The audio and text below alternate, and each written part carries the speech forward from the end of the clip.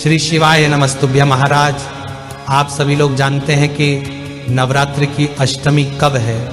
इसको लेकर लोगों के मन में बहुत असमंजस की स्थिति है, क्योंकि इस बार नवरात्रि पूरे 10 दिनों की पड़ रही है। इसलिए इस बार अष्टमी कब है, इसका व्रत कब रखना है, कन्या पूजन कब करना है, कन्या पूजन का शुभ मुहूर्त क्या है, सारी अद्भुत जानकारी आपको इस वीडियो में मिल जाएगी। देखिए महाराज, नवरात्रि में अष्टमी तिथि का बहुत ही बड़ा महत्व माना जाता है, क्योंकि इसी दिन ज्यादातर लोगों के घरों में अष्टमी पूजी जाती है और इस दिन कन्या भोजन भी होता है। कई सारे लोग अष्टमी का व्रत भी रखते हैं, इसलिए नवरात्रि की अष्टमी बहुत ही ज्यादा विशेष मानी जाती है। तो महाराज, अब हम आपको बताते हैं कि नवरात्रि की अष्टमी कब है। महाराज, इस बार अष्टमी तिथि की शुरुआत 29 सितंबर सोमवार के दिन शाम को 4:32 से होगी और इसकी समाप्ति अगले दिन 30 सितंबर मंगलवार के दिन शाम को 6:06 पर होगी। उदया तिथि के अनुसार 30 सितंबर 2025 मंगलवार के दिन ही शारदीय नवरात्रि की अष्टमी तिथि रहेगी और इसी दिन जो लोग अष्टमी का व्रत रखते हैं वह व्रत रखेंगे और जो लोग कन्या पूजन करते हैं वह कन्या पूजन करेंगे और जो लोग हवन करते हैं वह इसी दिन अष्टमी के दिन हवन करेंगे। महाराज, अब हम जानते हैं कि नवरात्रि की अष्टमी को कन्या पूजन और हवन करने का शुभ मुहूर्त क्या है। तो अष्टमी का शुभ मुहूर्त 30 सितंबर को सुबह 6:18 से सुबह की 11:55 तक कन्या पूजन का शुभ मुहूर्त है। वैसे महाराज, आपको सुबह 8 बजे से दोपहर 12 बजे के बीच में कन्या पूजन और कन्या भोजन करवा देना चाहिए। इस दिन माँ महागौरी की पूजा की जाएगी।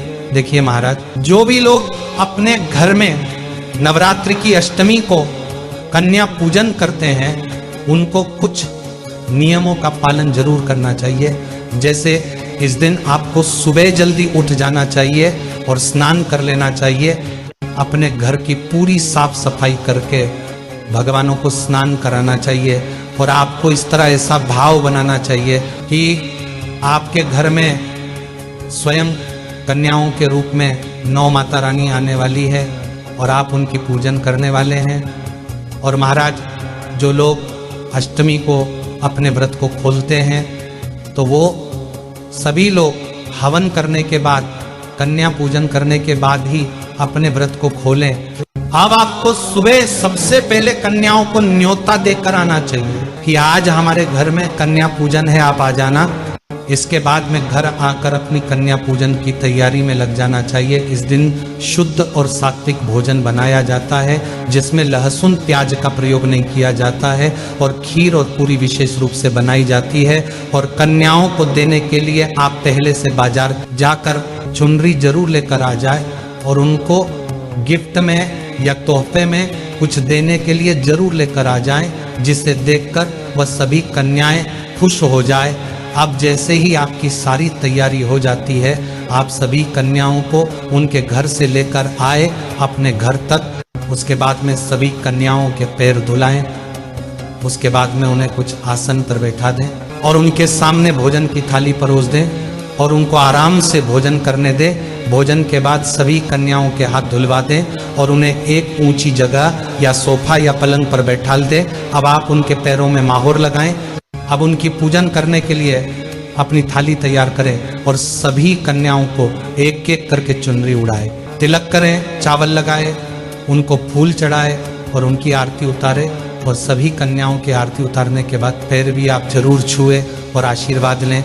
महाराज, आप सभी कन्याओं को कुछ पैसे जरूर दें, चाहे 5 रुपए चाहे 10 रुपए जरूर दें और फिर सभी कन्याओं को आराम से खेलने दें। महाराज, अब जब सभी कन्याएं खेल के थक जाएं और घर जाने को तैयार हो जाए, तब आप उनके लिए जो तोहफा लेकर आए हैं वो सभी कन्याओं को एक एक करके दें।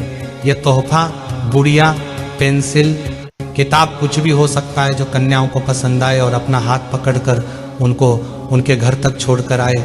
महाराज, जब आपका कन्या पूजन पूरा हो जाता है, इस विधि से अगर आप लोग 30 सितंबर को शारदीय नवरात्रि की अष्टमी तिथि को कन्या पूजन करते हैं तो आपको आपके व्रत का भी पूर्ण फल मिलेगा और कन्या पूजन का भी फल मिलेगा।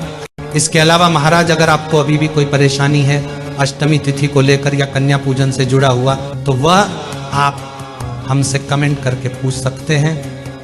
और आप हमारे चैनल को अभी सब्सक्राइब कर दीजिए, बाद में आप भूल जाते हैं। और आप हमारी ये वीडियो कहाँ से देख रहे हैं जरूर बताएं। श्री शिवाय नमस्तुभ्यम महाराज।